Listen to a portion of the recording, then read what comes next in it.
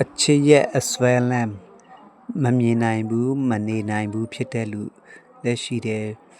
သူအတန်မကြားရဘူး message ပဲချင်းဝင်มาလဲဆိုပြီးတော့ဆောင်းပြီးတော့မှဖုန်းကိုတစ်ခေါက်နှိပ်ကြည့်လိုက်10မိနစ်လောက်ဆိုဖုန်းကိုပြန်သူ message ပို့ပြီလားငါချစ်သူက message ပို့ပြီလားဆိုပြီးတော့ခဏကြည့်တဲ့လူတွေလည်းခဏတွေ့ရတယ်အဲနဲ့သူဖုန်းခေါ်ဘယ်ချိန်ခေါ်มาလဲဆိုပြီးတော့လဲဖုန်းကိုတစ်ချက်နှိပ်ကြည့်လိုက်သူဖုန်းဝင်လာပြီလားချစ်သူ2ယောက်ပေါ့နော်တချို့ကအစွမ်းလန်းကြည့်တဲ့လူဆိုရင်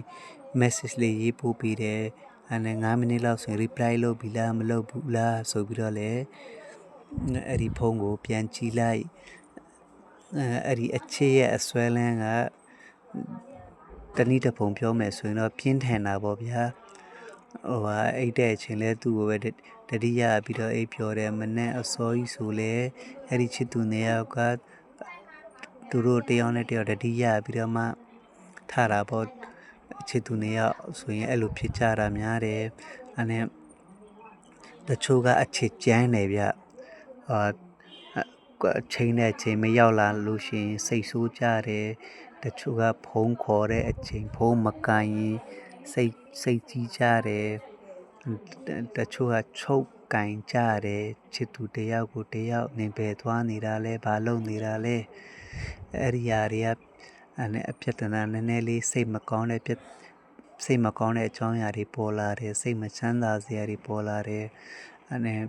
ဟိုဘက်ကဖုံးခေါ်တော့လဲဒီဘက်ကမကန်ဟိုဘက်ကဖုံးခေါ်တော့ဒီဘက်ကကန်လို့မအားတာအကြောင်းလည်းဖြစ်နိုင်တယ်မတိတာအကြောင်းလည်းဖြစ်နိုင်တယ်အဲ့လိုဟာလေးတွေကိုနာမည်သူကဖုန်းမကင်ဘူးသူက reply မလုပ်ဘူးအဲ့မျိုးလေးနဲ့အတွေးတွေကမြောက်များစွာဝင်တာပေါ့အချစ်ကြီးကြတာပေါ့အချစ်ကြီးဒုက္ခကြီးတယ်အချစ်သေးဒုက္ခသေးတယ်ဆိုတဲ့ပုံစံပေါ့ဗျာအဲ့နဲ့အဲ့ဒါကြောင့်မလို့ဒီအချစ်ကိုလည်းအချိန်တစ်ခုလောက်တာကောင်းတာပေါ့တနေ့ကိုဝန်ထမ်းလုပ်တဲ့လူရှိရဆိုင်စင်လုပ်တဲ့လူရှိရတချို့စီကံမရှိဘူးဗျဝန်ထမ်းလုပ်တဲ့ဖုန်းကိုအိမ်ခဏလေးနော်ဆိုပြီးတော့အိမ်သားထဲဝင်ပြီးတော့ကြည့်တယ်ခေါင်းလေးကပါ reply လုပ်လိုက်ပြီလဲဆိုပြီးတော့လေဖုန်းကိုပေါ့အဲ့ကထဲမှာအဲ့စာရေးပြီးတော့ပို့တယ်ဥပ္ပကနဲ့လည်းကြည့်တယ်အချိန်တစ်ခုလောက်တာကောင်းပါတယ်တနေ့ကုန်လုံးဖုန်းနဲ့စကားပြောမယ်ဆိုလဲညအားတဲ့ချိန်ဘယ်နှနာရီကနေဘယ်နှနာရီအဲ့မျိုးလေးတချို့တစ်ချိန်လုံးဖုန်းမှာ message တွေကိုပဲထိုင်ဆောင်အောင်နေတာတယောက်စိတ်ဆိုးလို့ရှင်တယောက်ကစပြီးတော့စကားပြောမလားဆိုပြီးတော့လေအဲ့ဒါတွေကအချစ်ရေးကိစ္စတွေချက်ချင်းအကြောင်းကျိုးလို့ချင်းတဲ့လူတွေလည်းရှိတယ်အဲ့ဒါတွေနည်းနည်းကျန်းတယ်တချို့စိတ်တူတာသားများတယ်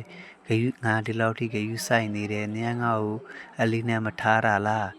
ငါဒီလောက်ထိမင်းကိုချစ်တာမင်းအတွက်ဆိုရင်ငါဘာမဆိုဝယ်ပြီးတာပဲ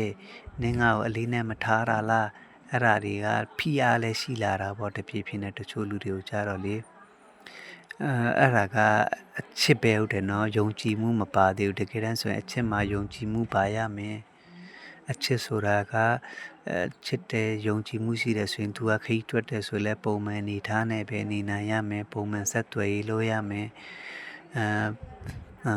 အဲ့လိုလေးပုံမှန်နေထားဆိုရင်ပိုကောင်းတာပေါ့ဗျာလွတ်လပ်မှုအချစ်ပေါ့နော်တကယ်ချစ်ပြီးတော့မှယုံကြည်မှုရှိရင်တော့အဆင်ပြေတယ်ချစ်ုံလေးချစ်ပြီးတော့ယုံကြည်မှုမရှိဘူးတန်တရားစိတ်တွေနဲ့ပဲများနေတယ်ဆိုရင်တော့အဲ့ဒါမကောင်းဘူးဗျအဲ့ဒါကြောင့်မလို့အချစ်မှာတန်တရားရှိတဲ့တစုရှိတယ်အချစ်မှာယုံကြည်မှုရှိတဲ့တစုရှိတယ်အဲ့ဒါတော့ကိုပဲကြည့်ရမှာပေါ့နော်ဘယ်အစုထဲမှာရှိလဲဆိုပြီးတော့တန်တရားရှိတဲ့အစုဆိုရင်တော့ဒုက္ခရောက်ပြီးအချစ်မှာယုံကြည်မှုရှိတယ်ဆိုရင်တော့သူသွားရင်လည်းညနေမှဖုန်းခေါ်လိုက်မယ်သူလဲနေတယ်သူကြောင်းသွားနေတယ်သူအလုပ်ထဲသွားနေတယ်ဆိုပြီးတော့မှမေတ္တာတရားလေးနဲ့နားလည်မှုပေးနိုင်တယ်အဲ့ဒါလည်းသူ့အုံနောက်ကိုသူထိန်းနိုင်တယ်စိတ်ချမ်းသာအောင်နေတတ်တယ်တချို့ကမရဘူးချစ်ချင်းဆိုချစ်ချင်းပဲအဲ့ဒါတွေကကွာကြတာပေါ့နော်